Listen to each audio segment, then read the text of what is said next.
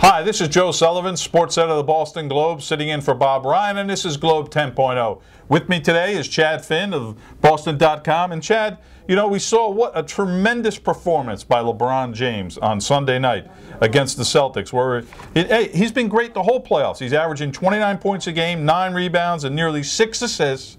And, you know, the one complaint people have of him, he disappears in the fourth quarter of tight games. But honestly, this guy just won his 3rd MVP. Is this criticism even fair? I think it goes too far. I mean, he got grief for passing up the potential winning shot in the All-Star game. Who cares? It was the All-Star game. I remember Larry Bird passing up potential winning shots. He's passing to Dennis Johnson, guy who had a knack for knocking him down, not Mario Chalmers. But still, I think he plays the game generally the right way. He plays hard all the time, and he's phenomenally talented. I do think he gets too much grief just based on his ability and all the things that he could be. I think you make a good point. You know, we haven't seen many, if any, players with his tools, with his skill set. I mean, this is a guy who can make 3-pointers. This is the guy who can dunk it with his, you know, with his 2 elbows, holding the basketball between his 2 elbows. He has a post game now. Yes, and he passes. He's unselfish. God forbid that should be a bad asset. That's a good asset. He's unselfish. He likes to play team basketball. And let's not forget, this guy was 1st team all-defense in the NBA. Now, maybe you could, the coaches vote on that.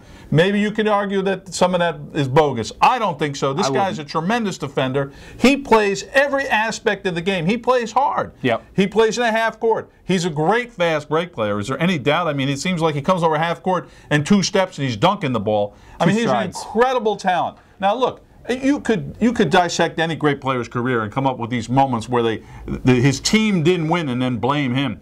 This guy's one of the greatest players we've ever seen. And, you know, look, I'm looking forward to the final this year, in the NBA Finals. Sorry, Celtics, I hate to do this. I think we're going to get the Spurs and the Heat, and it's really going to be entertaining.